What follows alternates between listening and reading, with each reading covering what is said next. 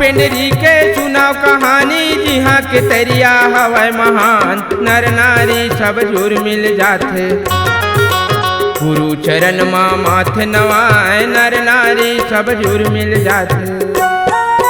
गाँव पिंडरी के सुनाओ कहानी, जिहाँ के तरिया हवै महान। नर नारी सब जुर मिल जाथे, गुरु चरण माँ माथे नवाए। नर नारी सब जुर मिल जाथे।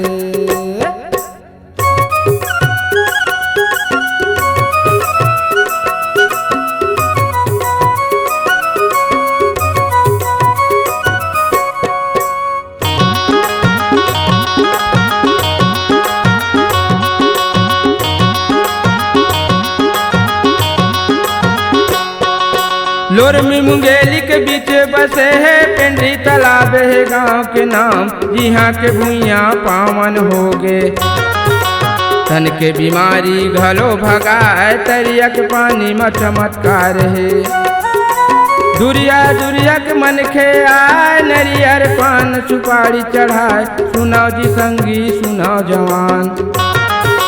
गुरु चरण माँ माथे नवाए, सुनाओ जी संगी सुनाओ जवान।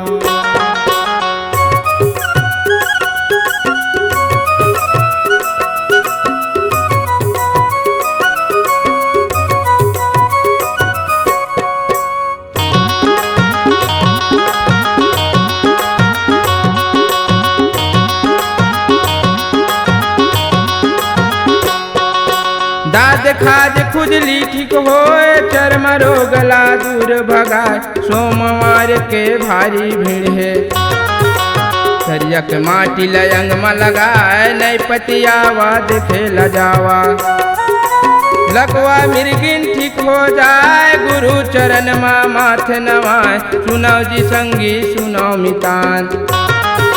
गुरु चरण माँ माथे नवाओ, सुनाओ जी संगी सुनाओ मितान।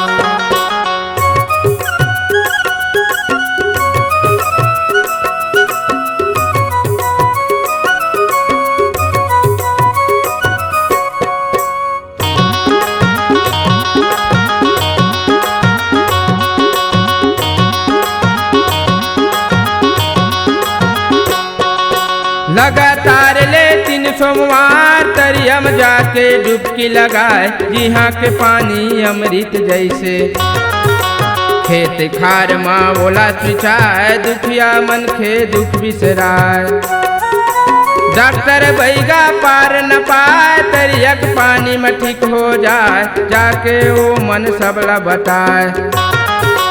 गुरु के महिमा हवाया पार, सुनाओ जी संगी सुनाओ जवान।